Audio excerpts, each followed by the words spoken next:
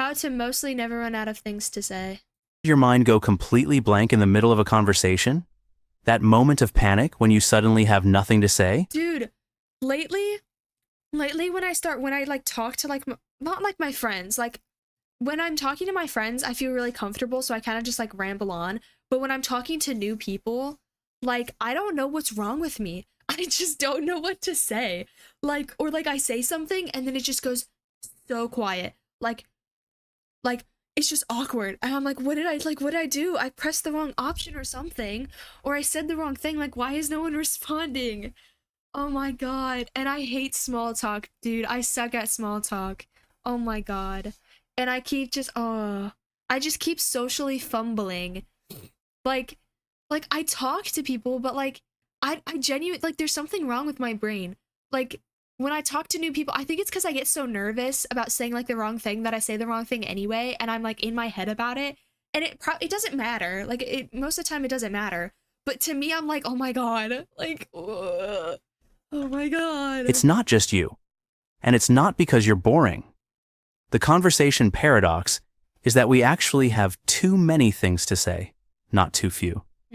Your brain constantly generates thoughts, but most get filtered out before reaching your lips. This filter is what's making you go blank. Every time you think, that's too random, or they won't care about that, you're strengthening this filter. The more you worry about saying the right thing, the fewer options your conscious mind has available. Yeah, I just talked about Imagine that. someone mentions they just got back from vacation. Your mind generates dozens of responses. Questions about the trip, comments about your own travel plans, observations about their tan. But your filter kicks in. The tan comment seems shallow. The joke might fall flat, and suddenly, blank mind. Understanding that your problem isn't a lack of things to say, but an overactive filter is the first step to never running out of conversation. We all face the same paradox every day. In dates, interviews, networking events, those moments when the pressure to be interesting makes our minds go completely blank. Remember the last time you had a conversation that just flowed effortlessly? Yeah. That was your filter temporarily turning off. Yeah, Let's see, learn. that's what I feel like when I'm with my friends. Like I just say whatever and then it's fine. But when I'm talking to like new people, I just How to do that consistently. I usually just don't say anything because I'm like, I'm just gonna not say anything. Chapter 1. The Stop Overthinking Principle. What if I told you that overthinking is killing your conversations? That your attempt to say the perfect thing is exactly what's making you say nothing at all? Let me introduce you to the Stop Overthinking Principle. The principle is simple. Say what comes to mind within 3 seconds. After 3 seconds, your filter kicks in and starts rejecting perfectly good conversation material. This isn't about blurting out. But like, here's the thing. What if like I think something and it's like, again, socially not right? Like not like, oh, that sounds really really bad. I'm saying like what if I just say like the wrong thing? Is like, it, you know, like what if like the first thing that comes to mind is like, oh, I should probably not say that. Inappropriate thoughts. Your basic social awareness still operates. It's about bypassing your second-guessing system. We treat casual coffee chats. Also, what happened to didn't like people used to tell me when I was younger to like, okay, like make sure you like are using like the rules or whatever for like, is it something nice to say? Is it something that you should say or whatever? Like, so this video is basically like not telling us not to do that. Like we're being interviewed for a top secret government position.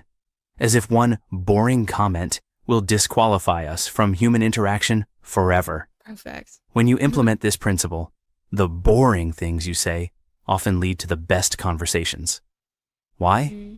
Because they're authentic, unexpected, and uniquely you. Someone mentions they love dogs.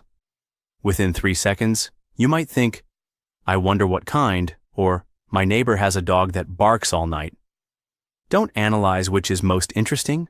Just say one. Bro. Even the barking neighbor comment could lead to great okay. conversation about difficult neighbors or noise ordinances, paths that wouldn't open with a filtered response. That's nice. This principle instantly multiplies your potential conversation topics and removes the pressure to be clever. Think about your closest friends. The people you never run out of things to say with. Notice how little you filter your thoughts around them. That's your goal with everyone. Chapter 2, I even showered Curiosity, today. your conversation superpower. The single most powerful tool for never running out of things to say isn't cleverness, it's curiosity. People who can talk to anyone aren't the most interesting people. They're the most interested people. Genuine curiosity solves almost every conversation problem. When you're truly curious, you'll never run out of questions. And people love talking to curious people because it feels good to be found interesting. The key is genuine curiosity, not fake interest as a conversation technique. Everyone has something fascinating about them. Your job is to discover what that is. The moment you become genuinely curious, conversation anxiety evaporates because your focus shifts from your performance to their experience. When someone mentions their job, don't just ask what they do and move on. Find the aspect that interests you. What's the most challenging part? How did you get started? What would surprise people about your industry? These questions come naturally when you're curious, and they open doors to deeper conversations that go far beyond the initial topic. In a world where most people are waiting for their turn to speak, the person who listens with genuine curiosity becomes magnetic. People remember how you made them feel, not what you said. Remember the last time someone showed genuine interest in your life or work?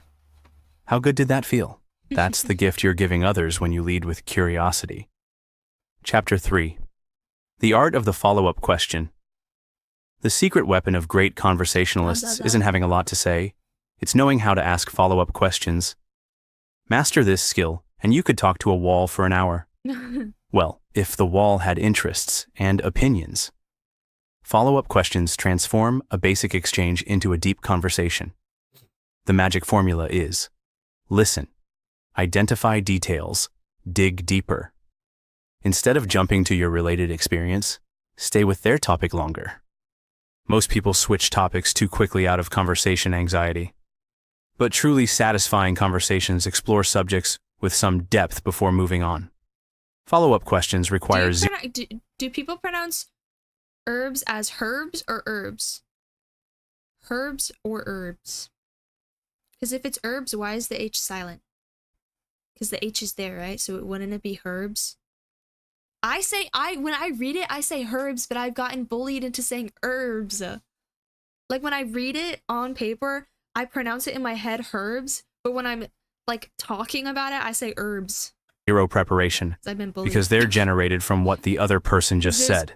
Like, they were If like, someone you're saying it wrong, you're saying it wrong. I was like, oh, I just thought, okay, never mind. says, I just got back from Italy, the basic Italy? response is, how was it? But the follow-up master asks, what was your favorite city? Then, what made Florence stand out? And then, was it the architecture that impressed you? Or something else? Each question goes one level deeper, Just keep asking showing genuine questions. interest, while making the conversation incredibly easy to maintain. Okay. We've all experienced those maddening conversations where someone asks how your day was, then immediately launches into a 20-minute monologue about theirs without a single follow-up. Bro! And every time I have a conversation and I ask someone a question and then they answer it and then I expect them to say it back to me and they don't, I'm like, well, my blank, blank, blank. Like, I answer it for them. Don't be that person. By mastering follow-up questions, you shift responsibility off yourself and create space for the other person to share more. This makes you instantly more likable while simultaneously reducing your conversation workload. A true win-win social strategy. Chapter 4. Okay. Conversation threading. Never run out of topics. What if you could turn one conversation topic into 5 new directions? That's exactly what conversation threading does. It's like having a conversation GPS that always shows you the available paths forward. It transforms how we communicate. Conversation threading is identifying multiple potential topics within what someone just said. In every response, people offer several conversation threads you can pull on. If someone says, I just got back from hiking in Colorado with my brother, though the weather wasn't great, there are at least 5 threads: hiking, Colorado, their brother, the weather, or travel in general. By mentally noting these threads, you always have backup topics when one direction runs dry. It's like having conversation insurance. I want you to try something the next time you're in a conversation. Actually listen for all the possible directions within what someone just said. Interesting. You'll be amazed at how many there usually are. Imagine someone says, "I've been working on a website project that's taking forever because my client keeps changing requirements." You could ask about requirements. You can ask about requirements. You can ask about, oh my God, I already forgot what they said. Website, the website project. You can talk about their work, why it's taking forever. Forever, because my client keeps changing requirements. What client? You can talk about You could ask about the website itself, how long forever is, what changes the client wants, how they deal with difficult clients, or explore their broader work. Wow. By tracking these threads, you'll never face that dreaded, "now what do I say?" moment. I say? What do I do? Have you ever been talking to someone and suddenly realized the conversation has completely stalled? Oh. That's because you both missed the available threads to keep it going. Now you'll see dozens of potential topics in even the simplest statements, making conversations feel effortless. Chapter 5. The balance of depth and lightness. The most engaging conversations are like a good movie.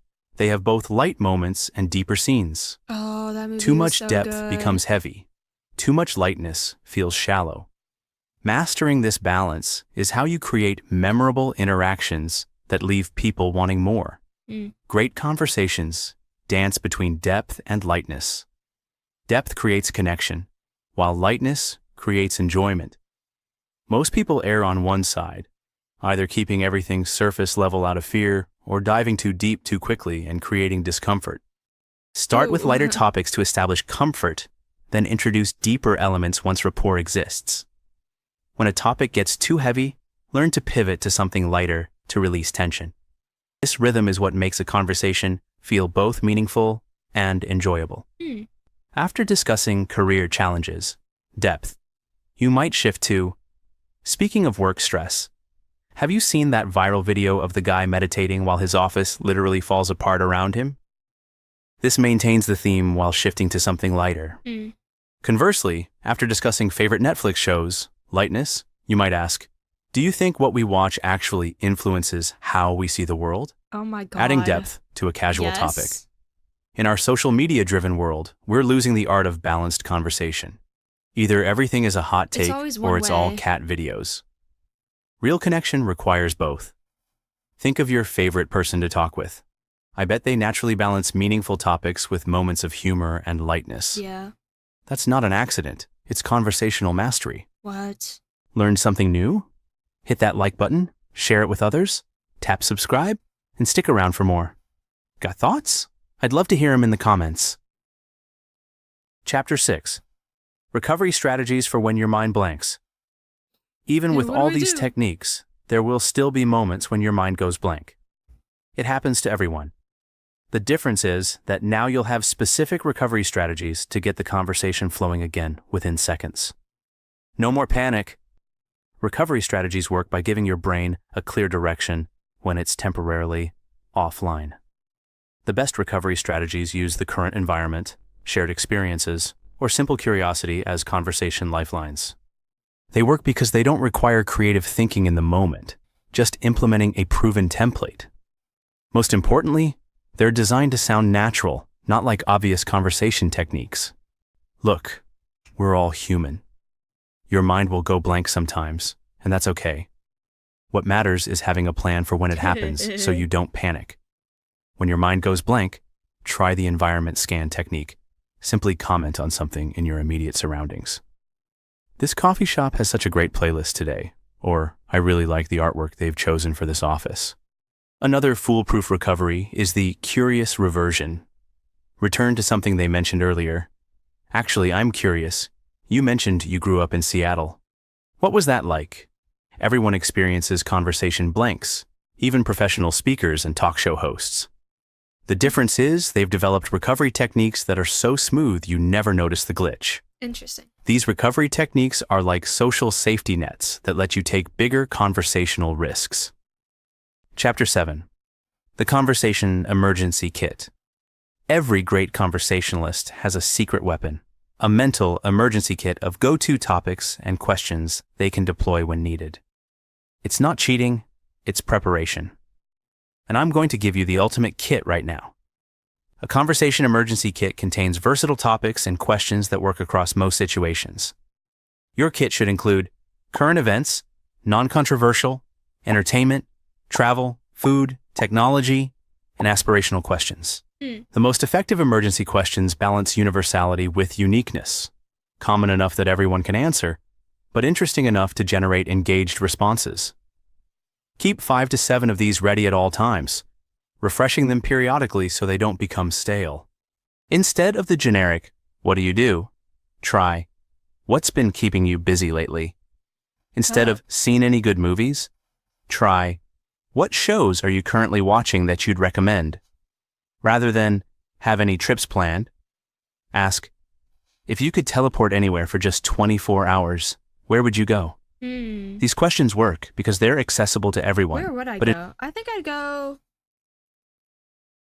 for 24 hours. Low-key, I think I'd go to Japan. Just walk around Tokyo. Invite more I think that'd be interesting and fun. personal responses. Having this emergency kit eliminates conversation anxiety because you know you'll never completely run out of things to say. Chapter 8. Self-disclosure. Creating meaningful connection. The fastest way to deepen any conversation is through appropriate self-disclosure. When you share something genuine about yourself, you create an opening for the other person to do the same. It's conversation alchemy, turning small talk into real connection. Self-disclosure works through the principle of reciprocity. When you share something slightly personal, it creates safety for others to match your level of openness. The key word is slightly. Increase disclosure gradually, not dramatically. Move from facts to opinions to feelings. For example, from "I'm from Chicago," fact, to "I love Chicago but wouldn't want to live there again," opinion, to "moving away was actually really difficult for me," feeling. This progression feels natural and allows the other person to match your depth without discomfort. Instead of just saying you enjoyed a movie, add, "It actually reminded me of my relationship with my sister. We had that same competitive dynamic growing up." This small personal revelation opens the door for them to share about their family dynamics. You're not oversharing. You're simply adding a personal dimension that invites deeper exchange and shows there's a real human being behind your words. In a world where we have hundreds of digital connections but still feel isolated, the ability to create genuine conversation through appropriate self-disclosure is more valuable than ever. Interesting. Chapter 9. The perfect exit. Ending conversation. Oh my god. I feel like every time I'm hanging out with my friends and we're trying to leave and I'm like, "Oh, okay. I think I'll go." Oh, do you remember? Oh my god. Oh, remember that one time? Oh my god. I forgot to tell you. Oh. And it just keeps going and going. I don't know how to exit. And usually it's awkward. I'm just like, "Okay, bye." Ends gracefully. Knowing how to end conversations well is just as important as knowing how to sustain them. A graceful exit leaves a positive final impression. Or you just walk away. You're in the middle. You're not in the middle, but you're like, both of you stop talking. You just turn and walk away. Sets the stage for future interactions. Yet most people bungle this crucial conversational stage. The perfect exit has 3 components: positive affirmation, genuine reason, and future bridge. The positive affirmation acknowledges the value of the interaction. The genuine reason provides a non-personal explanation for ending. And the future bridge maintains the connection beyond this single conversation.